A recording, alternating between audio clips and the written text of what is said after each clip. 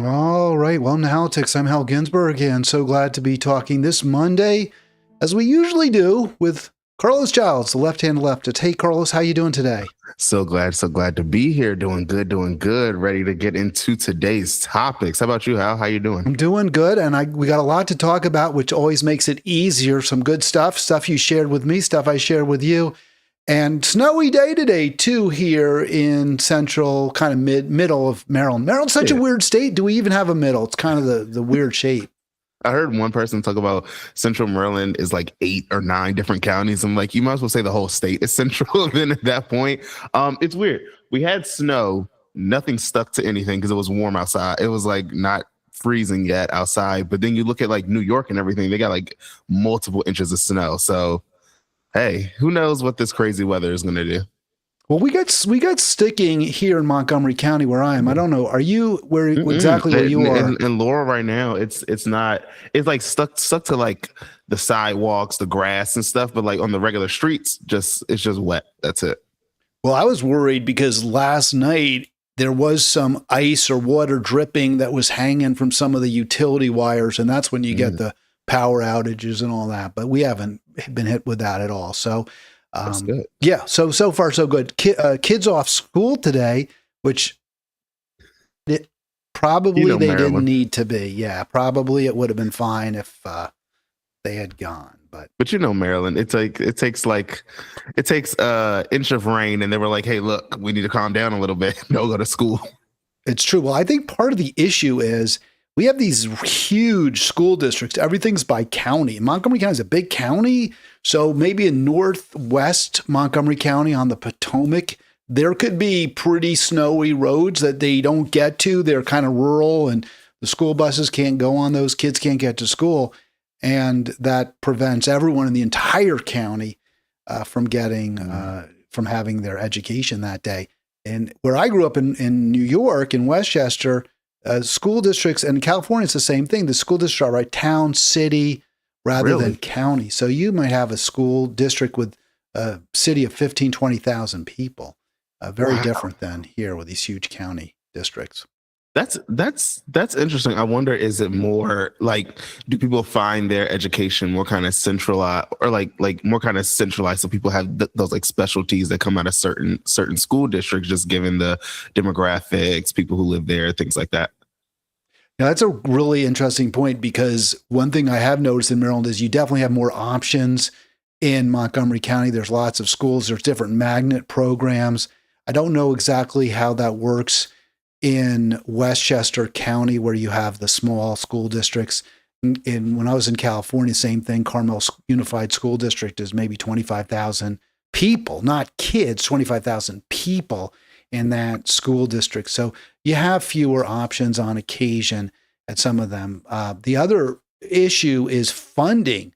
So in New York, or California, same thing, you're in a very wealthy community. They have enormous gobs of money per pupil, because the houses could be over $1 million on average. In a poorer community, obviously there's far less. Now, and what they do, the state does require the wealthier communities to subsidize, but I think you have even more inequality in those states between school districts than maybe you do in Maryland, where in Montgomery County, wealthy county, Howard County, wealthy county, but they're poorer communities. The funding is still spread throughout the county in a relatively equitable fashion. I say relatively, because we definitely still have like where you have the more lower income schools, which do not get as much funding, don't have the same resources and things like that than the wealthier schools. There's still that same problem where you see like where the wealthier families go to school at, their schools are always higher up than the more Title I schools and such. No question about that. And a lot of different factors. One, just the PTAs. So the parent-teacher associations at the high school where my kids went, BCC, very well funded, lots of money. They have these book drives where people bring their used books and they raise a ton of money from that. People have sometimes valuable books that they contribute. You're not going to find that in less affluent neighborhoods. So that's a big issue. even like where bake parents sales can. and fundraisers, and yeah, you see the more affluent schools having the more fundraisers, the hey, sell a box of popcorn and you get X number of toys and things like that. Yeah, the lower income school, they don't have any of that. It's absolutely true. All that said, I do note that still in Montgomery County, all the tax revenue, the real estate taxes are all put in one pile and then divvied up. Whereas in, say, Westchester, where I grew up, a community like Rye or Scarsdale, where the houses are routinely in the 6 or in the 7 and 8 figures, that real estate tax money mostly, not completely, because as I said, the state takes some out and plucks some out and redistributes it, but most of it stays within that school district. And a community, say in Westchester, like Peekskill, which I think is the poorest city in New York State, has a fraction of the real estate base per kid. So it's I think it's even more inequitable there. Not that it's equitable here. 240-242-5646 if you want to join us. And we got a lot to get to. Carlos, I really want to send her. I always talk when we were seeing Israel just full blown genocide rather than this kind of less full blown but still genocide. I always would center Israel the number of deaths, casualties every day, and I kind of stopped doing that. Partly because it was just burnout, it was too painful, but also because there were many fewer deaths per day. Sometimes Israel actually wouldn't kill anybody. On some occasions. There was a terrible death over, what day is it's Monday, last week, I think it was Wednesday, Thursday on the West Bank. This is a Palestinian American who was killed by Israeli settlers.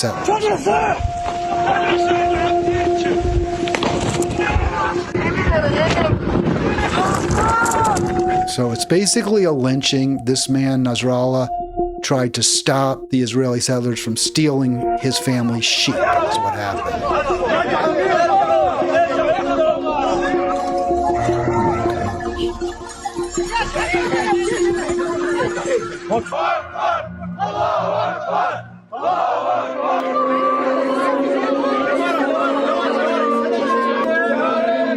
Protection of Israeli forces, of American forces, obviously American weapons going to Israel.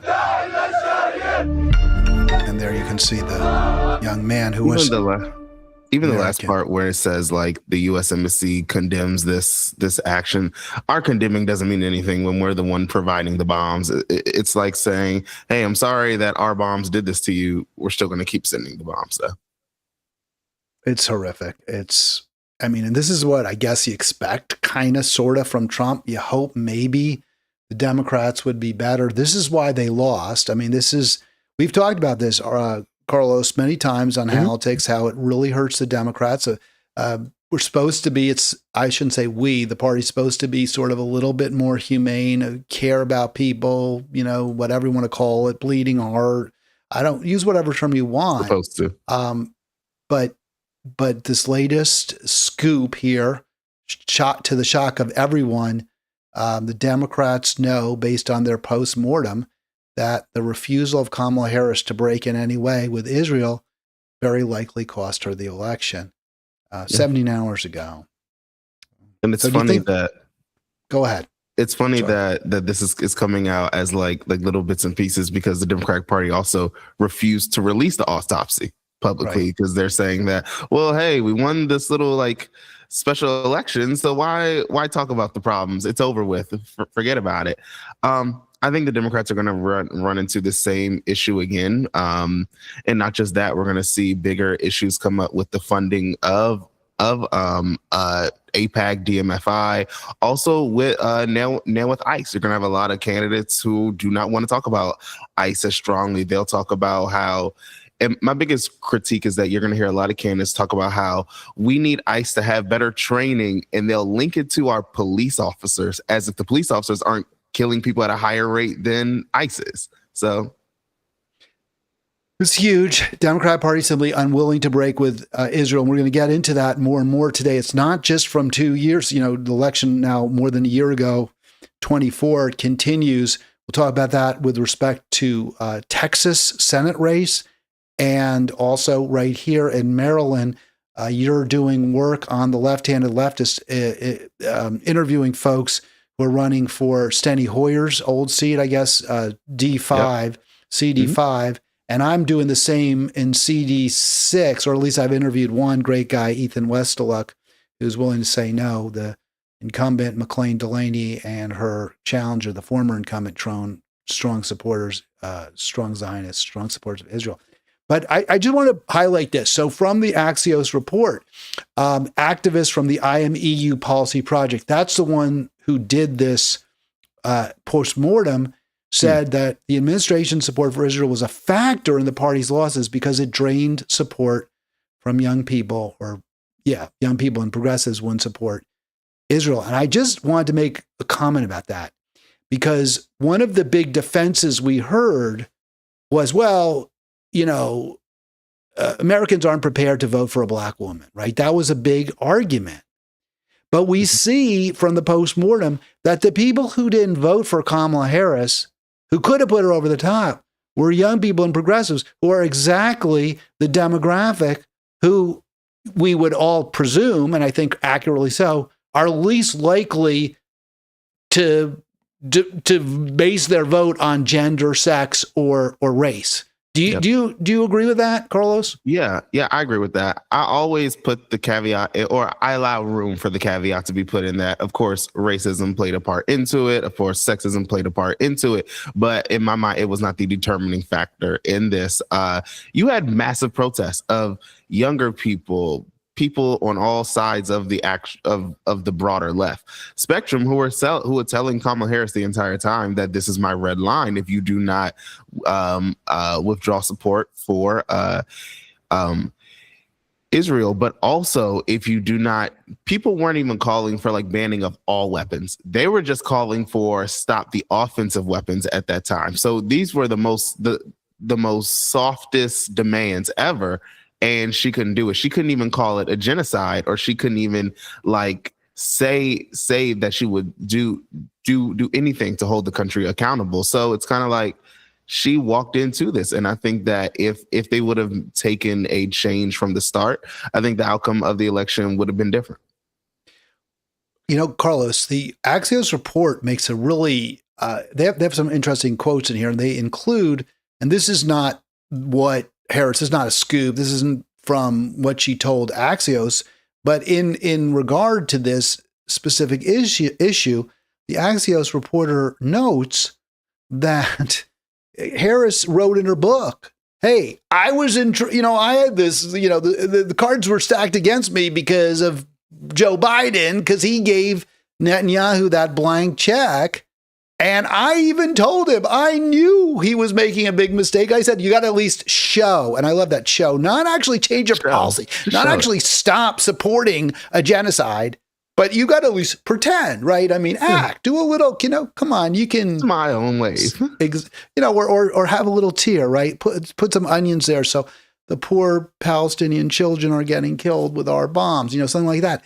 But he couldn't even do that. Here's my question. If she knew in advance, why didn't she? I mean, I give her zero credit. I almost think that makes her look worse. She admits she knew this. She says, I knew it was a mistake, but I didn't do anything about it. No, you're right. It's like people used to say, like, are you being ignorant? Are you being stupid? To where she's kind of being ignorant because it's like she knows what to do and chooses not to do it. And I mean, how do you kind of discredit Biden by saying he's showing a lack of empathy, he's not doing the right thing, but then you do the exact same thing as him, and then you expect a different outcome at that point?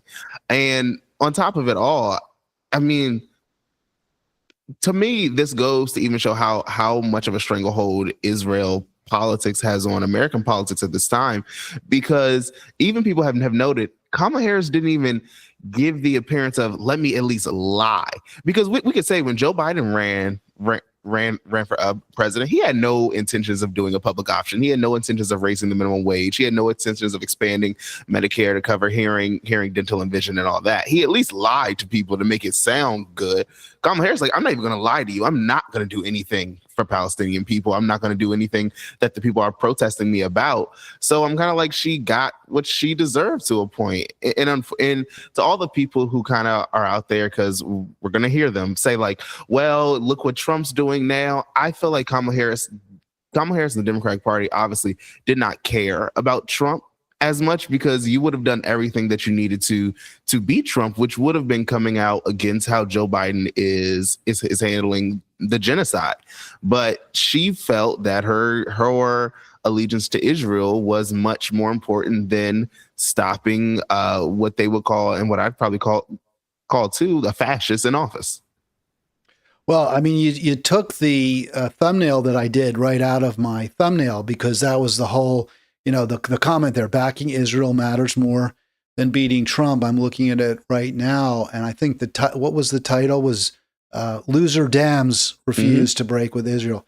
And they'd rather lose. I think at this point, because the individual candidates think, I want that AIPAC money, and also, even if I win or if I lose, my future earnings potential is much higher as long as I back the billionaires, as long as I back the military industrial complex.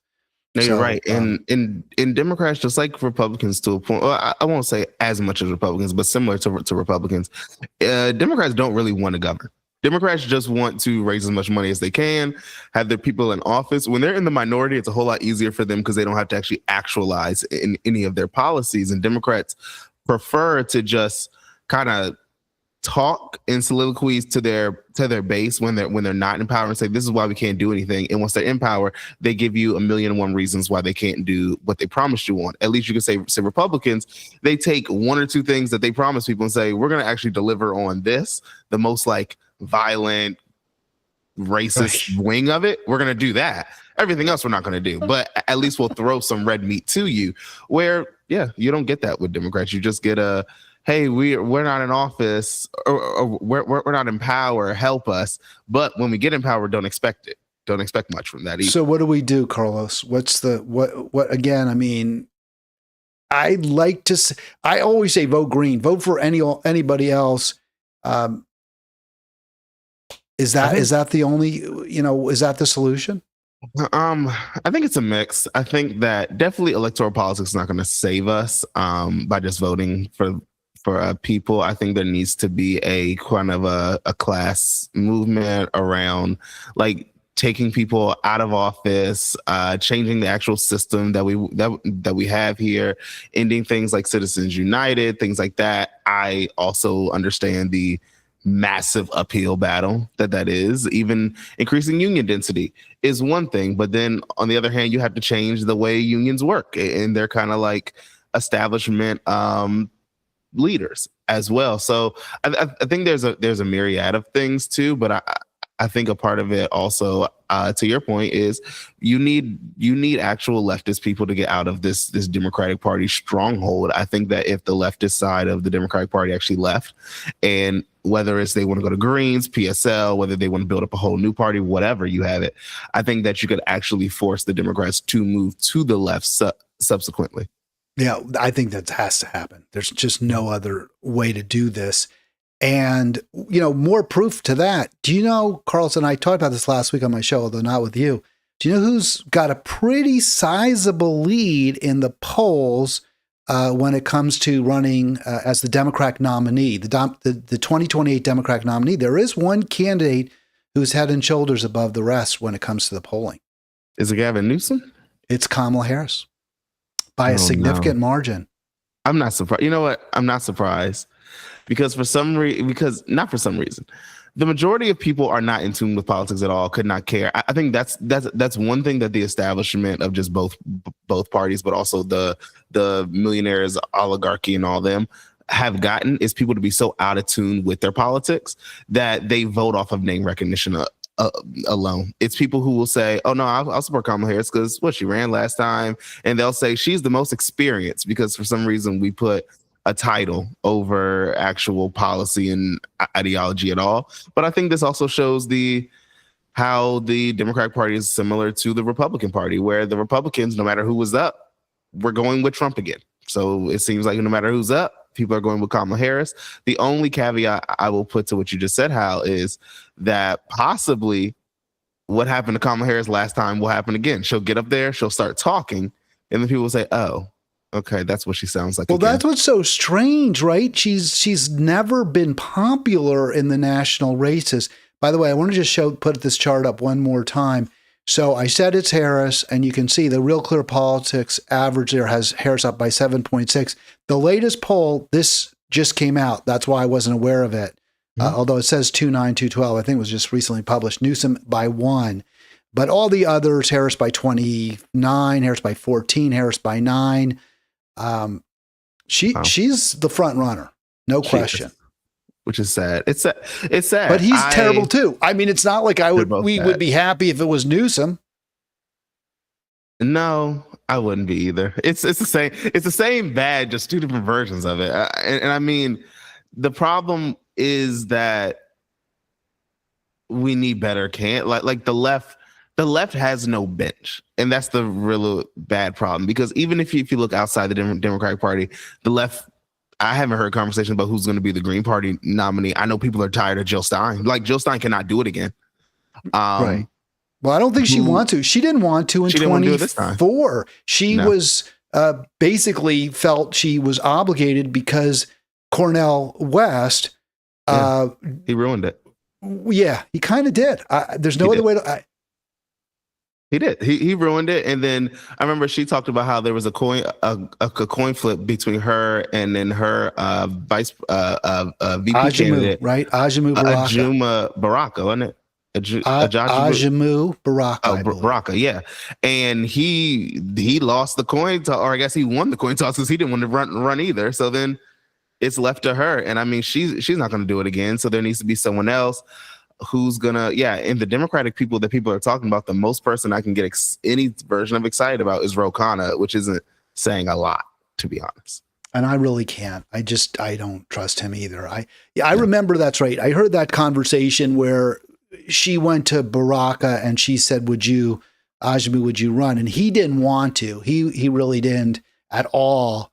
And I guess she did kind of prevail on him to do that coin toss, but it wasn't ideal. I mean, and they had put their eggs in the Dr. Cornel West basket, which makes a lot of sense. He was a really, I was excited. About him running. I was. You know what, though? I am glad it happened. You weren't. I know you weren't that. No. I was actually excited about Cornel West. Now, I have my own problems with just his delivery. I think he's very blah blah blah blah blah blah blah blah blah. Like, he talks a lot, and some of it I'm like, you're losing me halfway through. It's a shtick, right? It's a bit of a shtick. It's a shtick, yeah, very big shtick. But the problem with it is, or the good thing that came out of it is, we saw Cornel West in a different light. We found out he's kind of a showy person of not, like, he doesn't want to do a debate. That was the one thing. He didn't want to do a debate. He never did a debate during his whole time. And he kind of showed himself as not being a serious candidate at all. And that he's just here for appearances, to talk and things like that. So. Yeah, it was unfortunate. And he was I guess he said he had thought he was being handed the nomination. And then when he found he might have to compete, which was ridiculous, because he was going to get it. There was no question. There was no other serious challenger whatsoever. And then he also claimed that the party wasn't sufficiently anti-imperialist. And what I think he also said, maybe they didn't center Black concerns as much as he wanted, which I felt was a total cop-out, because you're the friggin' running mate. You're the candidate. You're the candidate. You're head of it all. You center whatever the hell you want. You make it the party the way in your image. You don't say, oh, they're not. Yeah, that was very. You tell them, this is my platform. This is what I'm running on. If you don't want to vote for me as the nominee, don't. And if you do, do. And I mean, he kind of had that leverage to him because the Green Party had no one else. So it was going to be him doing that. But I also remember one of the podcasts that was talking to Jill Stein about it, and she was like, he just didn't want to do anything with the party, and also he didn't like that he had to go out and explain his views and garner support. He just wants to go out, this is what I stand for, and you come to him. Well, it's very sad, because even if that was his position, was, well, the Green Party should have just backed me, period. Okay, I sort of kind of understand that. But A, I think the Green Party, A, would have backed you. And B, when you explain your positions to the Green Party, you're also explaining to the rest of the country. So you're actually campaigning. I mean, that was one of the advantages to the long 2008, very, the contentious Hillary Obama primary, is that they got to be very well known. I mean, Barack Obama was kind of an unknown. It helped him to be in that long, drawn out primary. And the same could be said for Dr. West if he had used it as an opportunity to springboard. But, no, you're right. And I think whoever is the Green Party nominee from here needs to start now of just gaining name recognition, going out, talking to people and build it up. Because I don't know if we're ever going to have a Green Party president within the near future, but you got to start doing the groundwork now for it. And start getting some local people in office who are Green Party members, because the biggest thing that you can do is go around the country and say, hey, your local school board member or your local city council person is hosting the Green Party nominee or something. So it's not just, hey, these local activists are hosting something. And people say, well, I've never seen a Green Party in office. So what do they do anyway? You're watching Halitics with Carlos and Hal. Carlos is a left-handed leftist. He has his own podcast. You can find the link in the show description. He does really good work, really interesting stuff. We talked about your podcast last week, the one you did with Gus Griffin, and I thought that was really interesting. So we won't spend a lot of time talking about it today, except to note that Carlos does interview candidates for office, as do I when I can. And that's what we're going to talk about now. So in Maryland, you see Pro-Israel Group, which is, they're all kind of affiliated with AIPAC. AIPAC is a shorthand for these organizations that funnel lots of money to candidates who swear loyalty to Israel, which I think is kind of treacherous. It's treasonous, right? I mean, it is. We're Americans. Pro-Israel Group wades into Democratic House primaries. They've endorsed a bunch of candidates, Carlos, and one is Adrian Boifo. You have mentioned him. He's running for that seat in D5. Have you interviewed him? Or are you going to interview him? No, I haven't. Am I going to? I'm kind of not sure, kind of erring on no, because he's been endorsed by DMFI, or the Democratic Majority for Israel, which is basically a Israel lobby group to get Democrats to support genocide. And I don't really see a reason to platform someone who is just openly endorsed by another country to be in Congress to represent Maryland's fifth district, which Israel is not. There's no big Israel population here in Maryland's 5th district at all. I also think that just because of the nature of my show, where I like to highlight either leftist people or talk to even some establishment people to kind of push them to the left, or kind of shine a light on where they may be taking some missteps in their campaign. I think once you're sold all the way down to Israel, AIPAC, DMFI, there's no point. And then also he was endorsed by Steny Hoyer as well. So he's going all in with a certain kind of view of politics. So do you think he would come on the left-handed leftist? Because to me, that would be a coup, and you could certainly hold his feet to the fire if he were there. I don't know. I actually didn't think about it. I'll reach out to him. I think it'd be great. I think you'd build up your audience by doing that. A lot of people would check it out, and you could get some good sound bites that could go viral. Definitely. And I think it's also, hey, he could say, hey, I don't stand for certain things. And hey, from someone's mouth to God's ears, he may change and say, hey, I'll reject their money. Or it just shows people more of who he is as like an establishment person, not supporting a genocide. So we'll see. Actually, you know what? After this podcast, I'm gonna reach out to his campaign, try to get him more. Good luck. I hope it works out. I really do. Yeah. All right. I wanted to just point out a couple of things I noted when I put this slide up here. So you see Boifo, as Carlos mentioned, is endorsed by Steny Hoyer, one of the most powerful Democrats in the House. I think he was the House Majority Leader under is that right, or was he the whip? Maybe he was the whip under Pelosi when she was the House Speaker. I'm not sure, but maybe he was majority leader. I think one he was majority well. leader. Clyburn was whip. Yeah, so he was number 2. That's pretty powerful person, and clearly full on pro-Israel Zionist. You also have there Morris Sullivan. These are people who are endorsed by this Israel group, DMFI.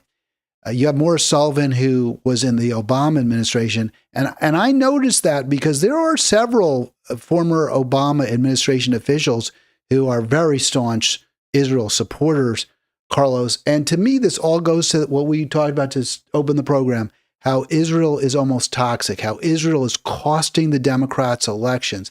And yet the people, the most powerful people in the party are doubling down. Yeah. They do not want, and it's almost like they're all saying, if we all just say we're going to continue to take Israeli money, that what are you going to do about it? Because all of us say it. And that's kind of what we're getting, not just with different races, but that's what we're seeing with the leadership of the party, who does not want to talk about the genocide at all. After the fake ceasefire resolution that was even signed off by the UN, we see that Democrats are kind of not wanting to talk about it at all. They kind of want to act like it's over, forget about it, don't talk about it. But like as you showed, Palestinians are still dying every day, and Israeli is just doing a more slower version of a genocide now. There's still kids starving. There's still a lack of aid within the country, and even having Democrats go on the record and say that I am not in favor of sending offensive weapons, even that's going down to where people are like, I'm just not even talking about weapons at all. We're just going to talk about, how we hate to see this happening, blah, blah, blah, blah, blah.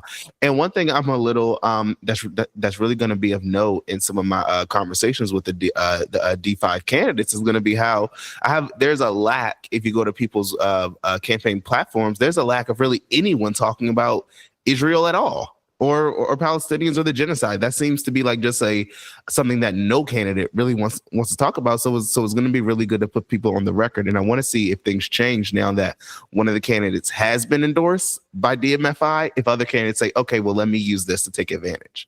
Well, they should. I mean, they're crazy not to. It's obviously a winning issue if you take on Israel. You should use Israel as a foil, as an opponent. No, you're right. And Mamdani didn't do that deliberately. Exactly, he was sort of thrust into that role by the questions at the debate. Or what's going to be the first country you're going to go to? Or are you going to visit Israel? And I don't think he was really eager to embrace that role as the opponent of Israel, but he did. He took it on and he won. I don't understand. Don't these people want to win elections? You just can see that people don't like Israel. They don't support what Israel. They want us to stop supporting Israel. Why can't they just simply say no? Is it just that money? Is it they want to be in the group? I mean, you'll get shamed. You'll be pushed out of the tribe, and you'll have to be by yourself in the wilderness. Is that it? Carlos? I think it's a mix. I think they don't want to be ostracized. You look at how you get these like leftist candidates that get into Congress now, and then one cycle in, they're like toting the line for Hakeem Jeffries. It is that they don't want to be kicked out the group. They don't want to be ostracized. I think also a lot of them are scared. A lot of them are scared of AIPAC and these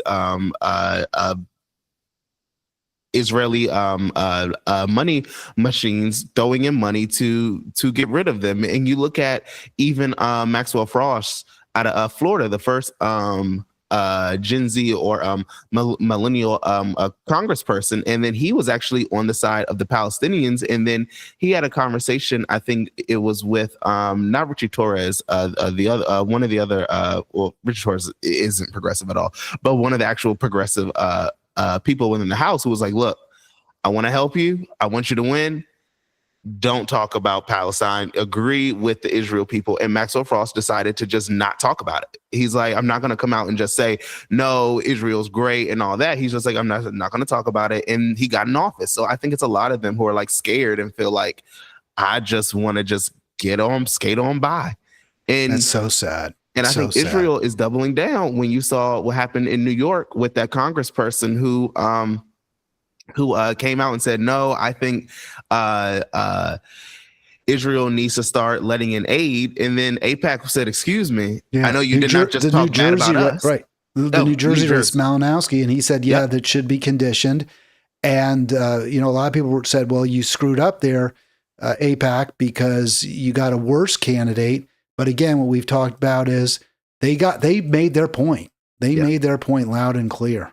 And that's it. They don't, at a certain point, AIPAC doesn't need to win more Congress seats because they have them. They have all the seats that they need. Now it's about keeping people in line and making sure if you step out of this box that we put you in, you're getting slapped. I think you look at people like Cori Bush, that's what happened to her. And it's going to be interesting to see what happens with her race because there's not really much spotlight on it, even from the left, really, it seems. It seems like people are kind of just like, whatever. The media just won't cover it. And just one more point, and then we're going to go to the Lone Star State, which is all sorts of interesting issues, including the support that both candidates seem to be offering Israel. Somewhat tepid support, or you could say tepid towards the Palestinians, either one great, Tallarico or Crockett. But just a point about that post-mortem, where the conclusion seems obvious from many different places. It's not like that's like a duh. Oh yeah, Gaza cost her votes.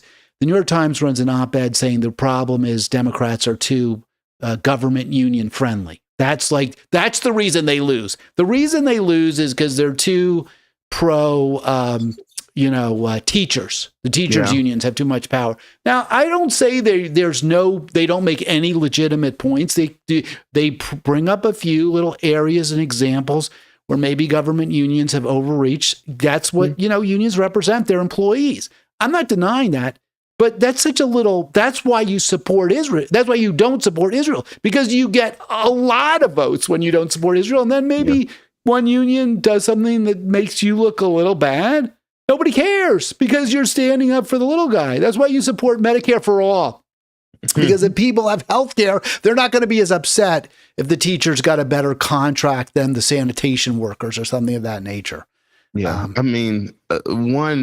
That sounds like a soundbite from the whole like abundance bros, Pod Save America people. It's like, oh my gosh, no, the problem is unions. The problem is we actually stand up for the working class.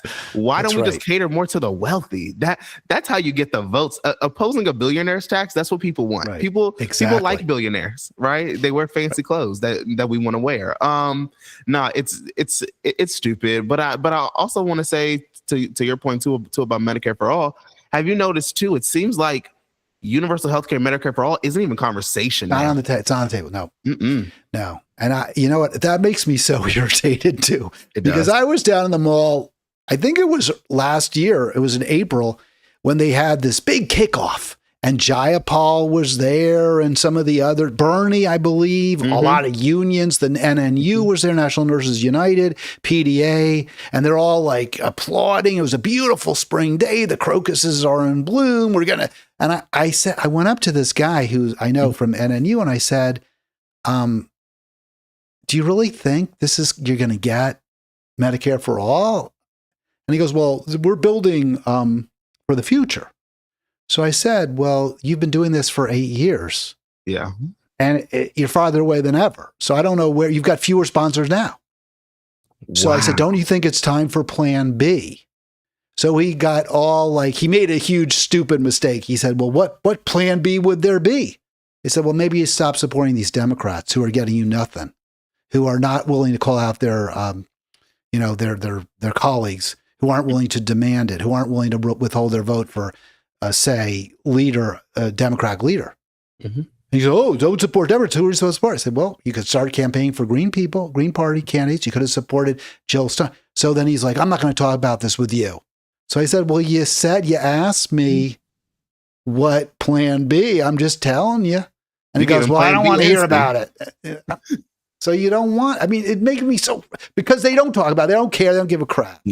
No, they don't. And my thing is this, like you said, we are further away from universal healthcare than we were when Bernie first ran.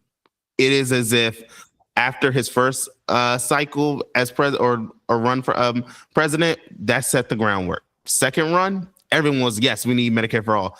The moment Joe Biden gets in, it's like, all right, cool. I don't even care about a public option. Now you just hear Democrats talk about we need to strengthen the ACA.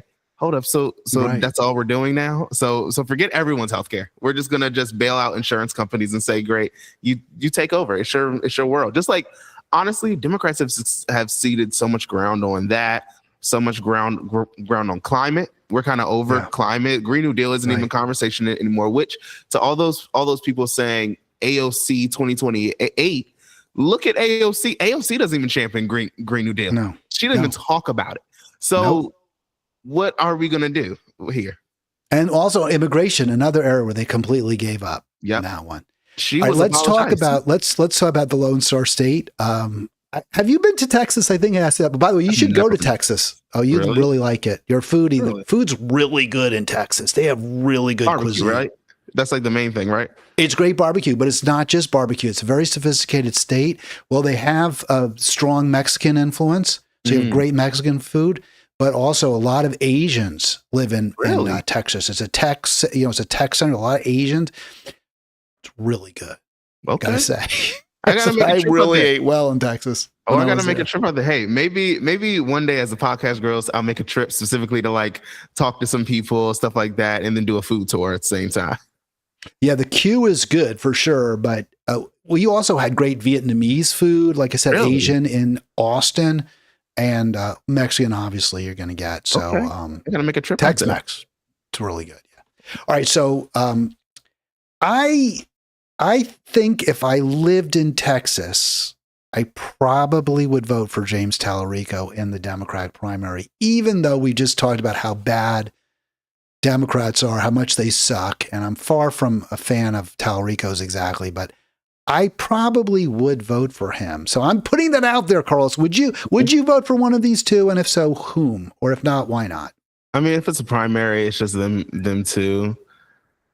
I'll probably go with, and I hate saying this, it burns my tongue to say it, probably go with Jasmine Crockett. It's not for any reasons. It's more so just for like, if I want someone to be in the primary that I don't think is going to win the general anyway, I might as well go with someone who's just going to call out the Republicans at this point, because I don't think either of them can win. You think she's more like, you like her, at least if for this, you think her a more aggressive speaking style. That's one of the ways they're supposedly distinguished by each other. Well, we'll get into also a little bit of an issue involving race, where Tallarico certainly said something he shouldn't have said, and we agree on that. But I want to, before we get to that, I want to center something. I was really surprised. Tallarico was a big favorite in the betting markets. That's why I'm centering this, Carlos. Does that surprise you? No, not really. I mean, it's Texas. He's similar to like I think people view him as like a Beto O'Rourke light, where he's not, I don't think Beto O'Rourke was that progressive, but he's not like out and loud, somewhat progressive as Beto O'Rourke is. But I think that for him, he's like a mild-mannered white guy who people feel like, hey, he could turn this around and win. And I think he definitely was campaigning a whole lot longer than she was as well. But I think that, for me, both of them are just so similar when it comes to policies. I don't view anything different. So I'll vote for someone who's just going to yell. You'd vote for the style. You'd vote for the style since you don't see a lot of substance difference. Well, I just want to get into that because the 78, he has the big lead, right, in the betting markets. So if you got to put down a lot of money to win a little bit if you bet on Tallarico, and the reverse for Crockett. But look at this latest poll. Now, they say the state hasn't been well polled, and the University of Houston poll may be somewhat dubious. But the last two polls, she's held a lead, a big lead in the most recent one. So I don't know how you look at those polls and you conclude that he's the favorite. I think it may be because of just energy too. And that's one thing I wonder if that's what we're going to see, to where James Tallarico people are not as energized about him as Jasmine Crockett's people are, but it's who's going to turn out. And I don't know if we're going to get a whole bunch of, if Jasmine Crockett can expand her base past what it is, where I can see James Tallarico expanding to some of those like more centrist Democrats to some of those more like progressive Democrats as well, where I think Jasmine Crockett unfortunately kind of screwed herself over by not coming out as this like strong firebrand progressive, but kind of coming out as like a strong firebrand centrist. So a lot of people are like, hey, look, who cares?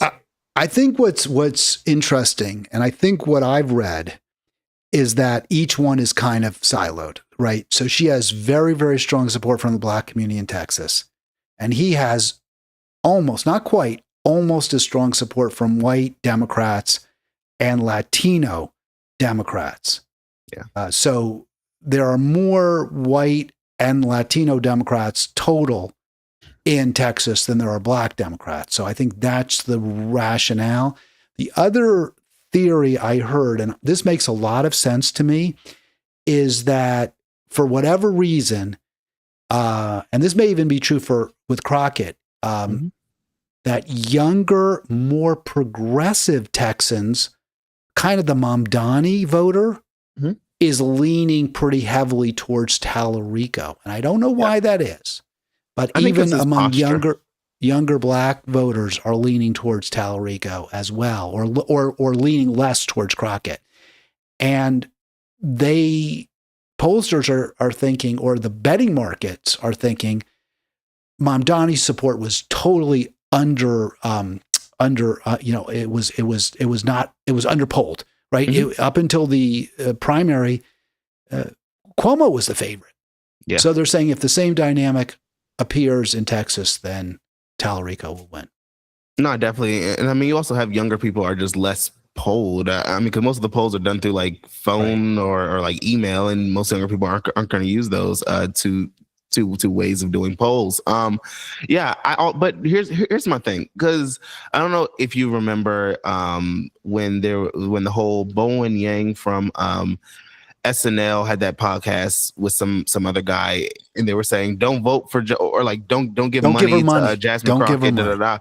I feel like they kind of like they said the right thing but didn't go far enough. I wouldn't give my money to either of them, because now this is just Carlos's opinion, but how I want to get your thoughts on this. Do you see either of them beating a Republican in Texas? Because I feel like this is the same thing when they tried to tell us, what is his name? Man looks like a Gerber baby. Black guy from South Carolina. He can beat Lindsey Graham. Y'all give him all this money. Jamie Harrison. I feel like this is another Jamie Harrison moment where we think we can take out a strong Republican state, whereas like we can't. This isn't. Well, there was a Florida Black Democrat as well, Andrew. Do you know what I'm talking about? Yeah, Andrew Gillum. Yeah, who turned out to be terrible. He's like a total, really bad. But he's on this podcast with Angela Rye and stuff. Like he's totally centrist. But I thought he had a shot. He could win, and he ran a pretty progressive campaign. I support him at that point. I mean, I can't vote in Florida, but yeah, he's disappointed me since then. As did Jamie Harrison was always corporate, so I can't say he disappointed me. Right? But remember, like he's always been a disappointment in that field. But they're all disappointments. Remember District 1 here in Maryland when they put up what's her name? The lady who didn't even live in the district for like years and then moved over there. She used to be a state delegate or a senator.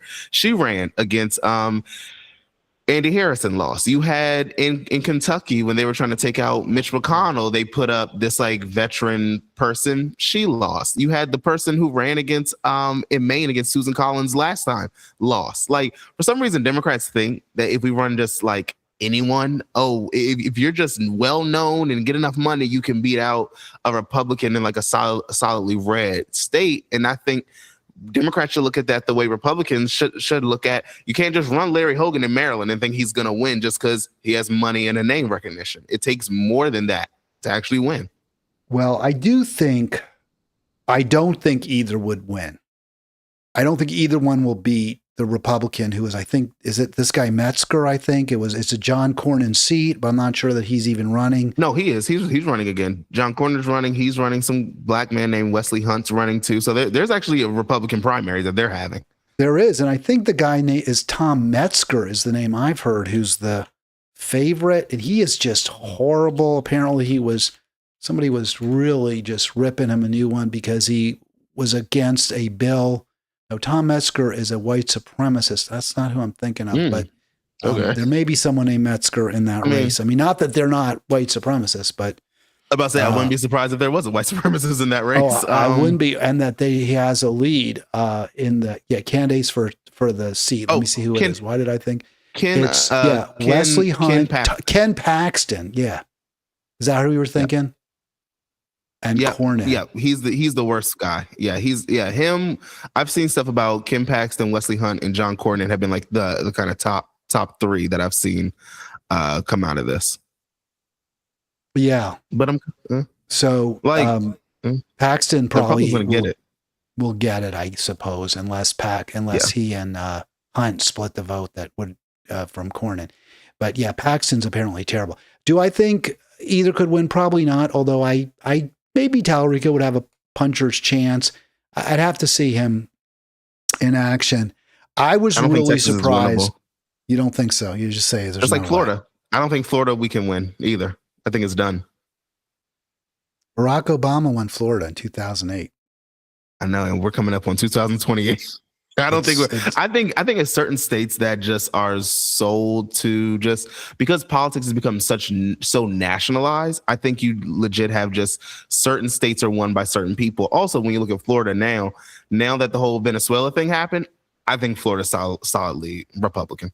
Oh, you think they like the Cubans? Oh, yeah. You got the Cubans, you got the Venezuelans who left when they became a leftist country. So yeah, so I think they're like, nah, this is our thing. Republican all the way. Right, let me play this clip. This is CBS News, Texas CBS.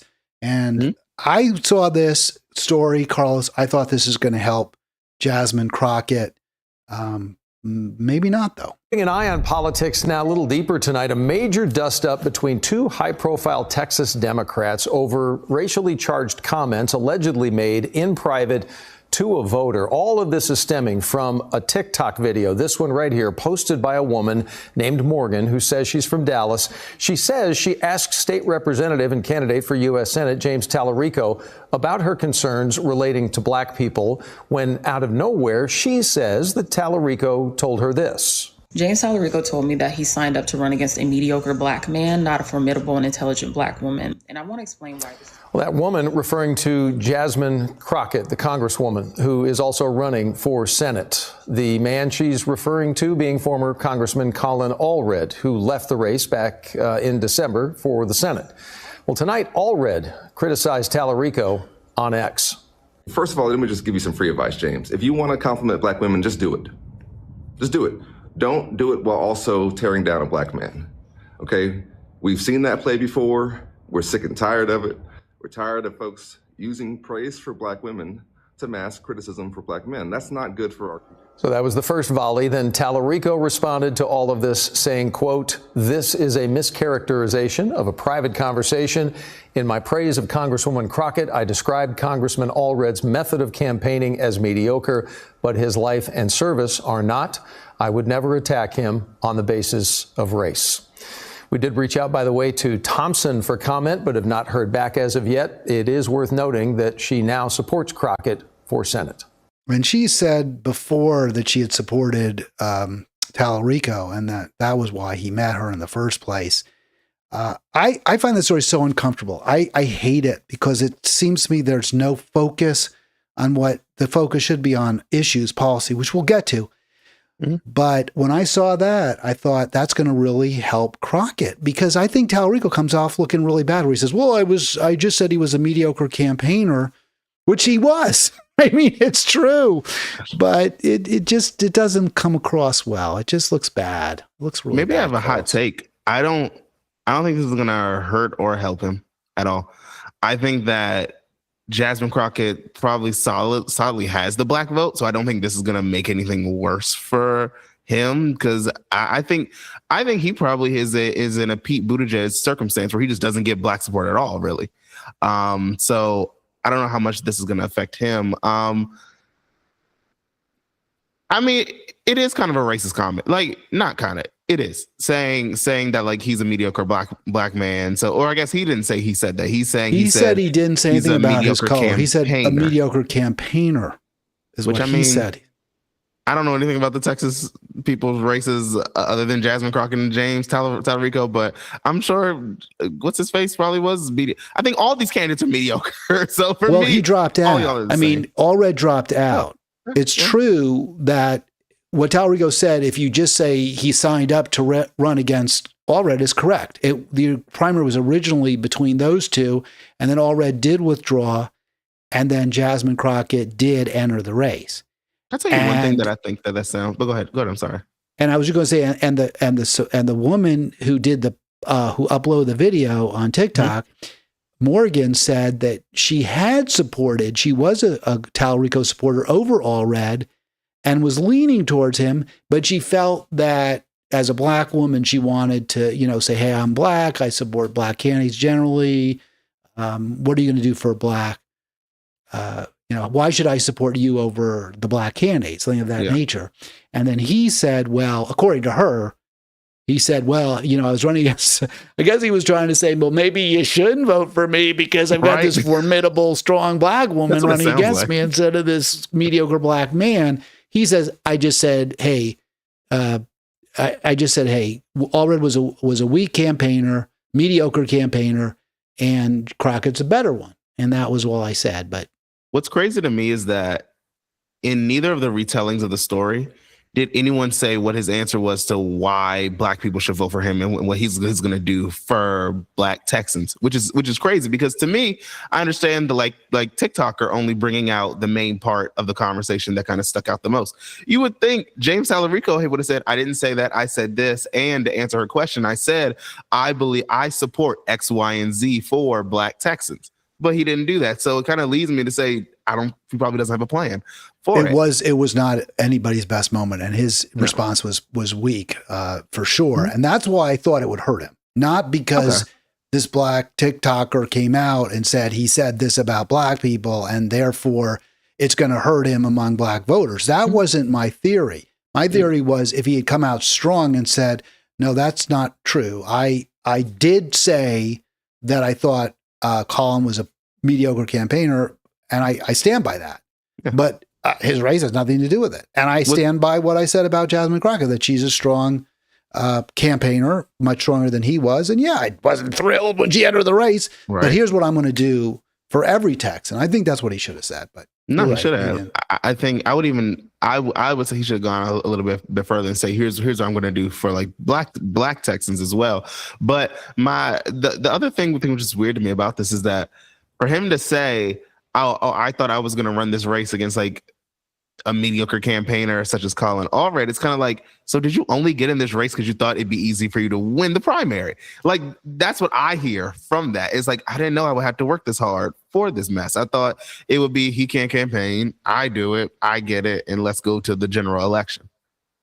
I agree. I think it's really poor form to throw shade at your opponent, no matter who they are. I don't think you should ever do that. I don't get that.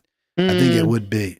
I mean, that kind of shade to say somebody, especially someone who backs out. No, you can say, oh yeah, they're not telling you the truth and they're this and they're that. And maybe if he had said, well, I think I'm glad that Congresswoman Crockett entered the race because whichever of us wins is going to do better in the general and is more likely to turn Texas blue. You could say something like that, but the way he said it, it's like I defeated somebody mediocre. Yeah. Well, what does that say about you? That's sort of where I went. And I mean, one thing too is that to your point, talking about people throwing a shade is I don't know if you saw there was a debate for I forget which Congress seat, I think it's in Chicago, I think, of like basically everyone going down the line and trashing the person who took like APAC money, and you have like two major candidates who are like saying this person takes money from this person takes money from this person. If you're going to talk about like debating and throwing shade at other candidates, stick to policy and money. That's about it. Of course, 100%. I meant when you just, a term like mediocre is just subjective. It doesn't really. Some people could call James Talarico mediocre. I think both of these candidates are mediocre. I would agree. Jasmine and Talarico are mediocre candidates. I wouldn't choose either of them. I mean, I don't know if I'd call her mediocre just because she's flamboyant. I mean, she stands out. Yeah. She's definitely different than the average candidate. No, yeah, more of she has the aesthetic of an activist with the yelling and stuff. Outside of that, she's but the mediocre part I give to her is that she's very self-centered in her campaign. From the first video, which is just her for a minute listening to Trump talk mess about her, it's kind of like, what are we doing? Like what is this? Who's this for? Is it for you? Because if this is a vanity project, which I feel like it may be a vanity project of like, hey, I got redistricted out of my seat. I can't win that again. Let me run for this. Maybe after this, go do a book tour or something. And then who knows? Hey, 2028 come around. If she loses this, someone might choose her to be a vice president. She'll pick for them. The candidate should talk about what they're going to do for the voters. And neither Tallarico did not do that, as you pointed out. And Crockett also, when you listen to her, lots of times isn't talking. She does sometimes, but she definitely centers herself more than she should, in my opinion, if she wants to win elections. So the theory here was, I don't know if you saw this story, Carlos, where Colbert had Tallarico on, and he actually did interview Tallarico. And you can see the interview on YouTube. You just can't see it on CBS. And according to the Daily Beast and other pundits, it backfired because CBS is obviously now CBS News, so it's right wing, and they don't want Tallarico. The theory is that they're playing three-dimensional chess. They want Crockett. They don't want Tallarico because they believe Crockett will be more easily defeated than Tallarico. That's the theory. So CBS News didn't want to give free publicity to Tallarico because they want Crockett to win. And according to the Daily Beast, this plan failed because now Tallarico got this huge boost because he was, he didn't get to be on Colbert. Your take? Maybe I'm just a little confused. So CBS did they interview Jasmine Crockett at all or no? No, they were not going to interview. And it wasn't it was Colbert, right? Oh, Colbert. Late show. He didn't talk to Jasmine Crockett. He's only talked to Tallarico, but CBS took his interview down from CBS. They wouldn't broadcast it on the network, on TV. Oh, because they don't want to show him. And this is the reason, because the CBS lawyer said, according to, even CBS said, the reason we told Colbert not to broadcast it is because if he did, then we would also have to interview Crockett, which is fine. And we said, go ahead, interview Crockett. If you want to broadcast Tallarico, just go ahead and interview Crockett. Now, my response to that is good. I agree with that. That is exactly right. I support the equal time rule. You have one candidate in a race, you got a big, powerful megaphone like CBS, put the other one on too. Why not? What would be the harm? I think that would have been the right decision. Yeah, I think, if you're not going to show one of them, if you're not going to show both, don't show either. I think it's weird that they still put it on YouTube because I feel like, shouldn't that be the same FCC issue? Because it's still CBS's YouTube or whatever. No, because the FCC only governs the public airwaves, which is TV and radio. And YouTube's private. So YouTube is the internet. And by the way, that, I used to operate a radio station and we were subject to that equal time rule. And I always abide by it. I love that rule. I used it every time. I would call Candy and say, hey, I just interviewed, Bill Monning. Will you join me? I gave him a half hour. I'm going to give you a half hour. So I thought it was a great rule. I agree. Now people say no, they don't have to, they can say no, but then I'm like, I did my duty. I said, I made the time available and here's my little note. And it was never a problem. No one ever complained, nor should they have. But I think it's a good rule. Yeah. I mean, I do think that, thank you for that description of it. It does seem like this will help Tallarico, from just having more eyes on his stuff. I think that you could have the argument from what's her face, Jasmine Crockett, to be like, this is kind of like the elites against me, yada yada yada.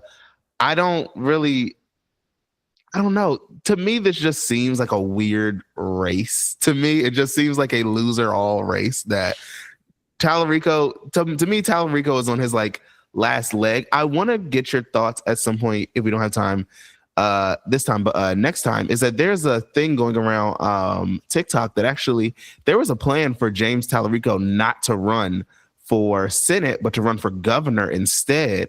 And then you were going to have either Joaquin or Julian Castro run for attorney general. You were going to have Beto O'Rourke come back and run for Senate. And they were going to do like kind of this, like everyone come together for like, hey, a Democratic down ballot race.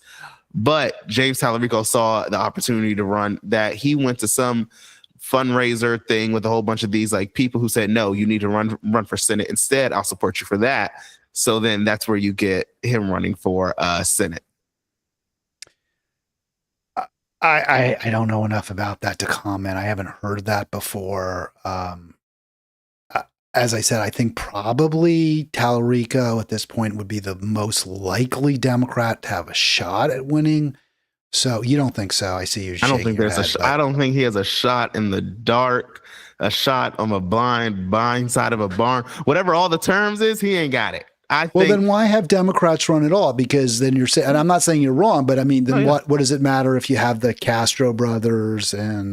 No, I say honestly, if you're going to run in some of these states that, now this is just me, my personal thing is that if you're going to run in some of these states where it's kind of like seen as unwinnable, I just think for all those poor people who are donating money to you, don't do it. Especially if you're going to take corporate PAC money at the same time. I'm not going to give you my personal $25 for you to go and take $50,000 from a PAC. I think more money should be put into, and let me not say that. I will never tell people to give money to Democrats ever.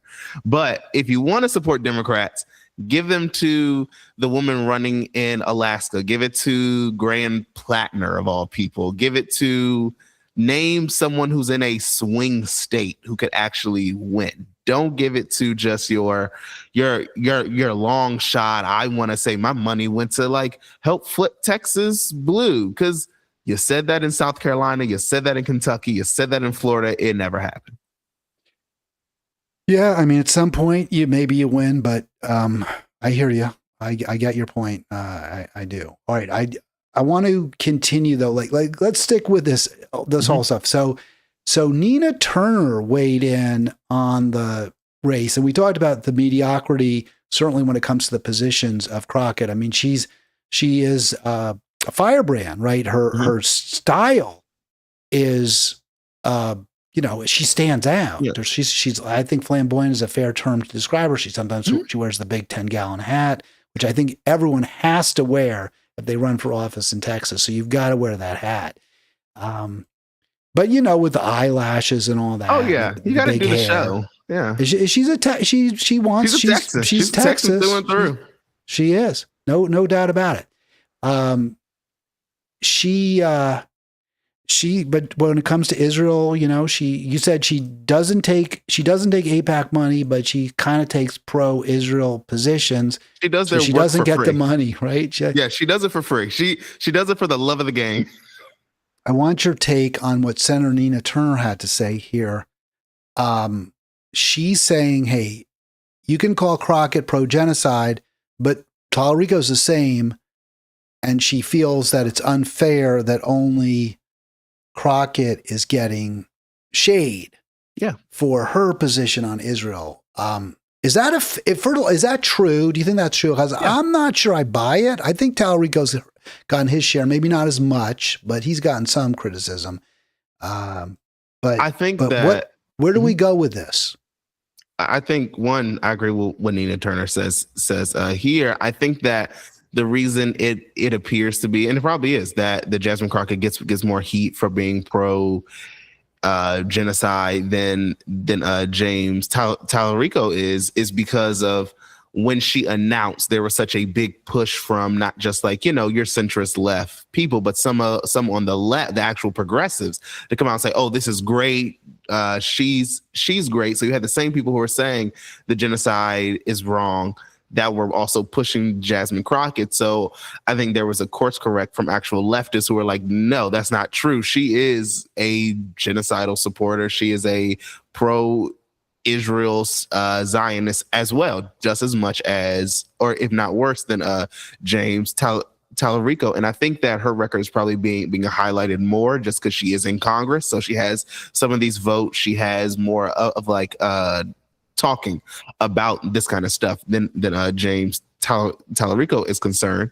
But you look at James Talarico, he took money from the Adelson family. So like he took money from Zionists. I mean, but I look at it as Jasmine Crockett, while she does not specifically take AIPAC money, she does the talking points of them without needing the money, which to me makes it, I don't know if that's worse or better, because you're not doing it from like getting bought out. You're doing it just because you believe in it. I guess I just remember that one quote that she said to Jason Lee on his podcast, that like, Israel, we've had this relationship with Israel before I was born.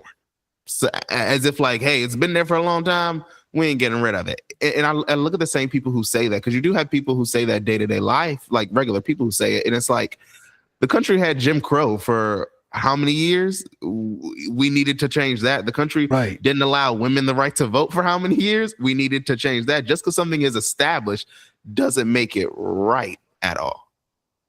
Yeah, I want to just get back to Turner real quick, because I really think about why this comment kind of irritates me a little bit. Really? It seems to me, if you think Crockett is bad on Israel, then I don't think it's a good enough answer to say it's not fair. It's not fair that people are criticizing her for taking a bad position. They should also be criticizing Talarico for taking a bad position. I have seen criticism of Talarico. I've absolutely seen it. Maybe I'm not in Texas. I don't know what exactly she's pointing to or what Nina articles. Turner in Texas either. But I've seen criticism of his position.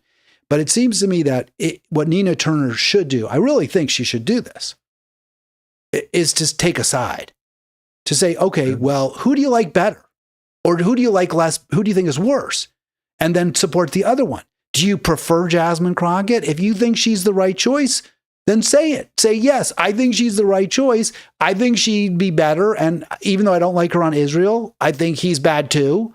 And here's why. Or say, I can't support either one. But I think that's what she's saying. I feel like this kind of, well, the people should be equally critical of both. That's like you're blaming. No, if you think that either one is getting unfairly criticized for something that they did or didn't do or did or didn't say, then I think that's where you should, or isn't getting fairly criticized. I mean, I've seen, like I said, I've seen the criticism of Talarico also. I think that she's saying, you all are saying similar things, just a little bit separate, where I see Nina Turner as saying, I don't support either of them. They're both bad. They both support genocide. So I can't support either of them. I'm just saying, and I think her message is more to just like the broad left or just Democrats in general, of saying like, don't try to say, oh, I'm not going to vote for Jasmine Crockett because she's pro Israel, because James Talarico is too. They're both in the same. So I think that's her main thing, of like, they're both bad candidates and neither one's going to do what you want them to do. So do with that as you will, which is kind of how I view it. I said I'd vote for Jasmine Crockett out of just like personality, I guess, but I find both of them to be horrible candidates. In my mind, I would have two options. Either I just throw a vote away to Jasmine Crockett, or I would just not vote in that primary race because I don't care. I'll tell you, one thing that definitely would keep me from voting for Crockett is, and she apparently is, I believe, a Medicare for All co-sponsor, which I give her credit for, but she never talks about it. It's just like we were saying, she never pushes it. And that is a winning issue in Texas for sure. In terms of Israel, to Senator Nina's point, so it looks like Talarico and Crockett have the same position on Israel. So if you're going to be critical of one, you should be critical of the other. That's sort of her point. Senate hopeful Talarico says he'll call for ban on sale of offensive military weapons to Israel. Now, you and I think both believe we shouldn't be giving Israel a thing. We shouldn't be selling them offensive weapons. We shouldn't be giving them defensive weapons. We shouldn't be doing business with Israel. We should be saying no to Israel. He says you can be a friend to Israel, but being a friend means holding your friend accountable. I don't think we should be friends with Israel. And I think that's Turner's point. So I buy that. And if you look at what I'm going to talk a little bit more than I sometimes do, I'm going to go on for a little bit longer. No, please If do. you look at Crockett, this is Crockett's position, by the way, Texas tough there, Senator Crockett. I like that. By the way, I think that's good. I'm not making fun of it. I like it. I think that's good campaigning, right? I mean, why not? Good consultant money. Yeah, no, it's good. It's smart. You want to say your state as much as possible.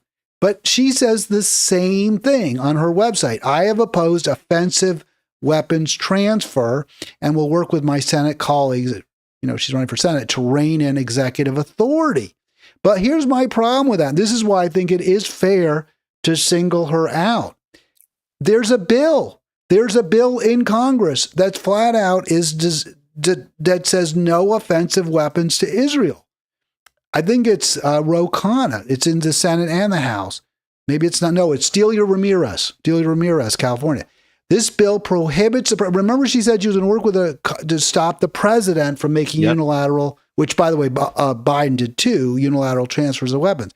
This bill prohibits the president from transferring or exporting these weapons. And they say defense, but they're all offensive. Bunker busting bombs, joint direct attack munition assemblies, artillery. So all of that is stuff that's not defensive. That's offensive. She said she was against that. He said, Talarico did. But she's got an opportunity in Congress to do exactly what she said. That bill came out in September. And I looked this up. She's gotten a lot of shade for this, and I think rightly so. Why the hell haven't you become a co-sponsor? To me, this is a pretty significant failing on her part. It is. No, you're right. I just looked it up. She's not a co-sponsor, as you have it here too. Yeah, she's not a co-sponsor of it. I think because she doesn't want Israel to come out strong against her. I think her position probably is the same as James Talarico. If both of us, it's like one of those like neutral disarmings. If both of us have the exact same statement on Gaza, Israel, we don't have, neither one of them can target us. So I think this is one of those, hey, you say you don't offensive weapon, you won't vote for it, I won't vote for it. We're good. Neither of us have to deal with it. Except that she has an opportunity to, but she didn't endorse the bill that supposedly is the identical position that she has. So I think that is a legit distinction. Now, that said, and I don't know if anyone ever asked him, well, where do you stand on the Block the Bombs Act? I mean, I'd like to get him pinned down on that. And maybe he didn't answer that fairly, and I haven't. And I owe the research. By the way, I said Ramirez was California. I always do that. She is not. She's Illinois. Sorry about that, folks. Delia Ramirez fans. She is an Illinoisan congresswoman. And I Crockett 00 because I searched for her and she's not in the. No, but you know what's sad though in all this?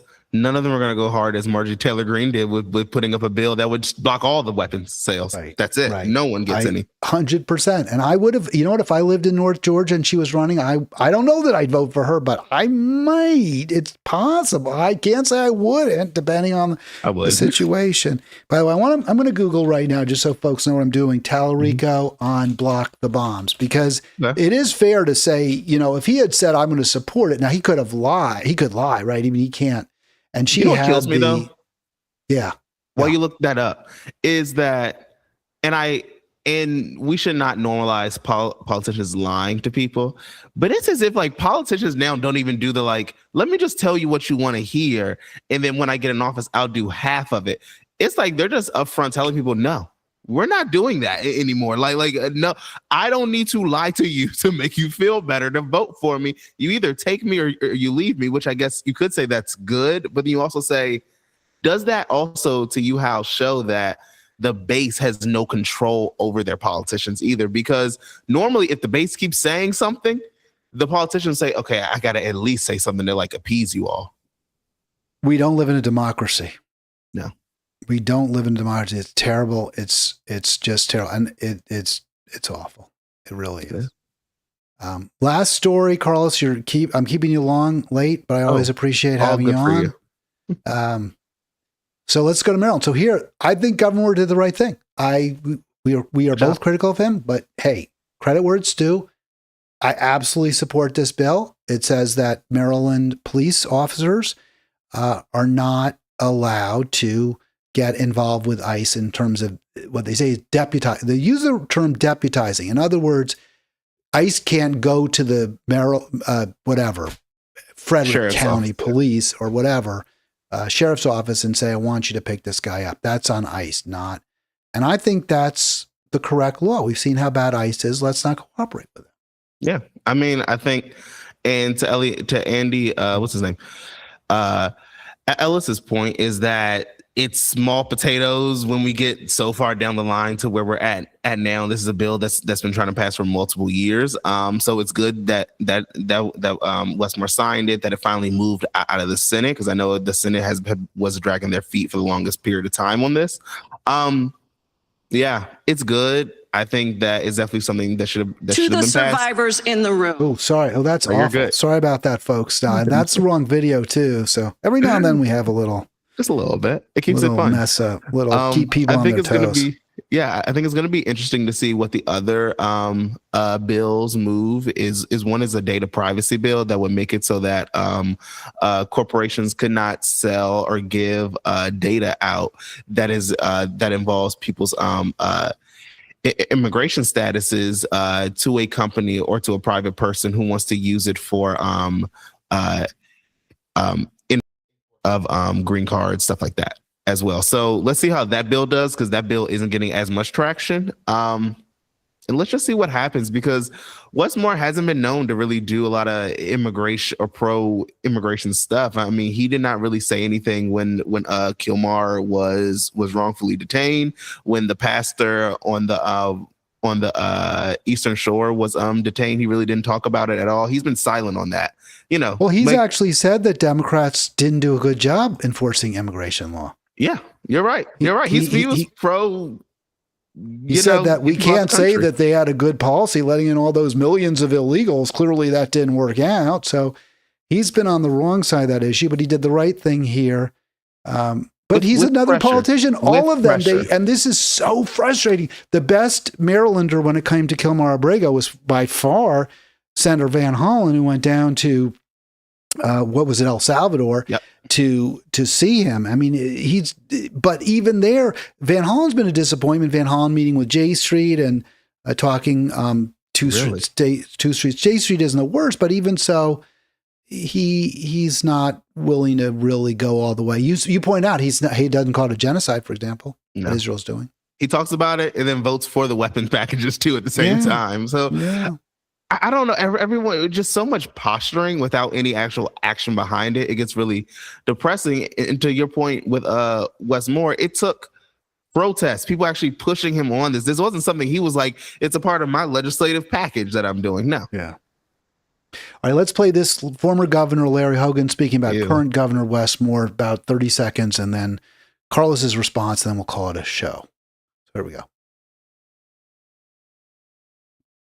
Because right now they're not even sitting at the table, they're not talking, By the way, I want to stop it there for a second. Carlos, I always sort of try to make the show a little bit more interesting. So if you look, in the past I have the cursor hidden, but here you can actually see me clicking the start button in the middle, which I kind of think is kind of cool. Sort of. Yeah, cool. I like that. So there we go. Okay, there we go. Because right now they're not even sitting at the table, they're not talking, and that's not helpful at all. And the same with the local governments. I mean, yesterday in my state, they just passed the bill, Governor Moore signed the emergency bill to prohibit local law enforcement cooperating with ICE. And so I'm going to stop that. That's not exactly what the bill said. See, he lied right there, Carlos. Yeah, the bill, to my knowledge, it's just saying that they cannot have these like formalized like contracts to work specifically on, like, if they pick somebody up, they can't just say, hey, we're going to hold you because it, like, ask about your what is it, your legal status to hold you for ICE to come. If someone is, and I'm not fluent with the bill as much, but I believe it's like if someone does get picked up and they've committed like a violent crime, they'll go through the regular court, but then I still would have a chance to come and get that person, unfortunately, or unfortunately, I'm not going to speak on that side of it. But yeah, so Larry's going to do what Larry's going to do. List. I think ICE shares lists with local law enforcement of people that they want for violent crimes, that are wanted for, murder, rape, armed robbery, either in the United States or maybe in another country. Maybe they are wanted in Mexico or they're wanted in Canada for a violent crime. And ICE will share that list with police officers. And if they arrest somebody and they meet the description, then they will turn them over to immigration. It just depends on the what the bill says is that ICE doesn't get to go to you with a long list of people that they want and you have to go pick them up. That's what the bill says, not you can't arrest somebody who's wanted for a particular crime. And indeed, the legislation, just to be even clearer on this, the legislation that Moore signed, let me put this up there, it prohibits using local law enforcement for federal civil. So civil, that means you jumped you swam across the river, not you committed some terrible crime. If you're wanted for a crime, a violent crime, then absolutely you are law enforcement, local law enforcement, police, sheriffs can, in fact, are obligated to turn them over. Yeah, you just being undocumented is not enough for local police officers to come and get you just for ICE, which it shouldn't be, because those are two totally different things. And then one, it's on ICE's federal agents to do your job. I hate even saying that part because I am moving to the side of like abolish ICE as a thing, but I think we also should abolish our police departments too. So, well, okay, I can't let that go. How would you protect people from criminals if you don't have police? I think that it's not. I think that we don't have police as a system that it is. I think we will have some version of like law enforcement, community safety, having somewhere like if you're out here killing people, you are put into a institution like a jail, prison. I think that we just change the system itself and how it is. Instead of using police as the first line of defense for people with mental illnesses, people who may be committing certain types of crimes. And I think the majority of crimes that we have are like crimes of poverty or people with a mental illness. Not having police handle those specific circumstances, having people who are trained in that. And then on the other side, when you do have people who commit violent crimes and stuff like that, putting them in jail or prison, but having the jail and prison be more of a rehabilitative place, some place where you learn a skill. So maybe if you're out here robbing people, you don't need to rob people because you have a skill, getting people drug treatment that they need, basically making it into a rehabilitative state. You look at places like Norway, Scandinavia, other European models of their quote unquote prison system as well. And I think also controlling some of these, not having police officers have this like military style, like aesthetic to them as well, where they just feel, or not feel, they can just unabashedly kill people and then be like, what are you going to do about it?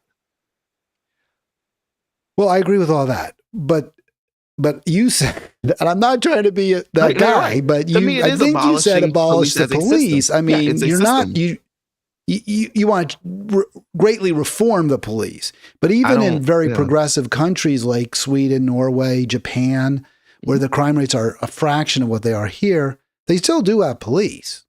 They have police. And I think when I say abolish it, I don't mean like, oh, there'll be no version of like law enforcement at all. It is abolishing that current system, the way we do policing, abolish that and create a new, more like community-centered system in general. So I think that's the difference between when people say abolish, a lot of times people think, oh, then we'll have no law enforcement at all. People can just do whatever they want. It's like, no, shut down this system to create a different system.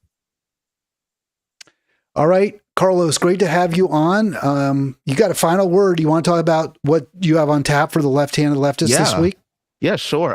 This week we're having a really, really special conversation. It's with Dawn, Taylor, and Lupe talking about their legislation that they're working to pass, HB 336, to stop the court commissioner process. So a little bit about that is currently how, let's say after this podcast, I said that you hit me, I could go right to my local county court, commissioner write up a charge that said Hal assaulted me, and that court commissioner can put out a charge against you and a warrant for your arrest without any proof, without a state's attorney looking it over, without a police officer looking it over or anything. And they're working to change that process to where a state's attorney has to review the case before the warrant is issued, because what you're getting is a lot of false accusations where people are just lying about things, and then a warrant goes out.